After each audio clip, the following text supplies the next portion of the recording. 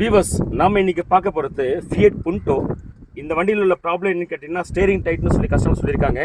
எதனால் steering tight அப்படிங்கிறத நம்ம டயக்னோஸ் பண்ணுவோம். வீவர்ஸ் பொதுவாக பவர் ஸ்டேரிங் டைட் அப்படின்னா என்ன பண்ணுறோம் அப்படின்னா ஸ்டேரிங் காலத்தை மாற்றுவாங்க, இல்லை ஸ்டேரிங் பாக்ஸை மாற்றுவாங்க, இல்லாட்டி என்ன பண்ணுவோம்னா இந்த பவர் ஸ்டேரிங் பம்ப்லாம் மாற்றிடுவாங்க. ஆனால் அந்த மாதிரிலாம் அவசரப்பட்டு மாற்றிடாதீங்க. இந்த விஷயத்தை பொறுத்தவரையில் வந்து பார்த்தீங்கன்னா இந்த சிம்பிள் இந்த ஹோஸ் ஆஃப் ஃபால்ட். சரி ஒன்று பண்ணு. சவுண்டு முன்னாடி இருந்து வருது சார். முன்னாடி தான் சார். இங்கே சவுண்டு வருதா? இங்கே வரல சார். இங்கே வரல. எங்கே ஒரு சவுண்டு வாங்க.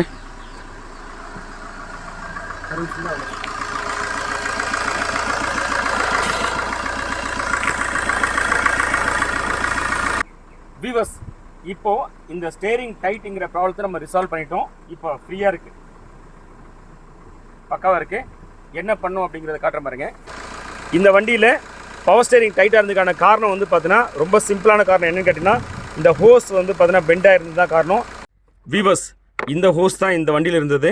இதனால தான் வந்து பார்த்தோன்னா பவர் ஸ்டேரிங் டைட்டாக இருந்தது. அதுக்கான காரணம் இதில் 2 ரீசன். ஒன்று வந்து பார்த்தோன்னா இந்த ஹோஸோட லென்த்து பிரச்சனை, சரியா? அதாவது ரொம்ப லாங் லென்த் இருக்குது. அது போக என்னென்னா இதில் இந்த ரப்பருடைய ப்ராப்பர்ட்டி இதுவுமே வந்து நாட் ஓகே. இந்த ரப்பர் ப்ராப்பர்ட்டி அவ்வளோவா பெஸ்ட் குவாலிட்டி இல்லை. அதனால் என்னாச்சுன்னா இந்த என்ஜினோட ஹீட்னால இது என்னாச்சு இந்த மாதிரி நல்லாவே ஃபோல்ட் ஆகிடுச்சு. அதனால் ஆயில் ஃப்ளோ இல்லை.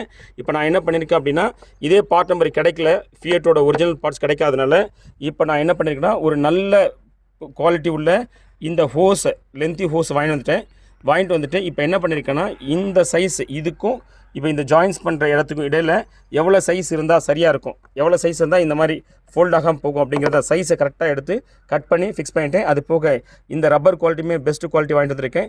இப்போ பாருங்கள் ஸ்டேரிங் நல்லா கிளாக் வைஸ் ஆன்டி கிளாக் சுற்றுது. இப்போ பாருங்கள் ஆயில் கீழே மேலேயும் ஏறி இறங்குது. இதனால் என்ன நம்ம புரிஞ்சுக்கிறோம் அப்படின்னா இந்த பவர் ஸ்டேரிங் பம்ப்பு நல்லாவே ஆயிலில் சக் பண்ணி இது வழியாக ஃப்ளோ பண்ணி ஸ்டேரிங்கை நல்லா ஃப்ரீயாக ரொட்டேட் பண்ணுறது நல்லா அசிஸ்ட் பண்ணுது, சரியா?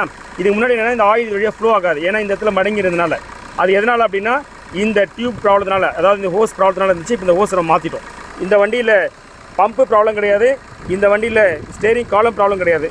சில டைம் என்ன பண்ணுவாங்க அவசரப்பட்டு ஸ்டேரிங் காலத்தையும் பம்பையும் மாற்றிடுவாங்க, ப்ராப்ளம் சால்வ் ஆகாது. ஆனால் இதான் ப்ராப்ளம். இது சிம்பிள் ப்ராப்ளம் தான். ஆனால் பம்போ இல்லை நீங்கள் வந்து ஸ்டேரிங் காலத்தையும் மாற்றினீங்கன்னா ரொம்ப எக்ஸ்பென்சிவாக இருக்கும். Thanks viewers. வியூவர்ஸ் நம்ம சேனல் இது வரைக்கும் சப்ஸ்கிரைப் பண்ணாமல் தான் please subscribe and bell button அழுத்துருங்க. ஸோ தட் நான் போடுற வீடியோ உங்களுக்கு அப் டு டேட் வந்துகிட்டே இருக்கும். Thanks viewers.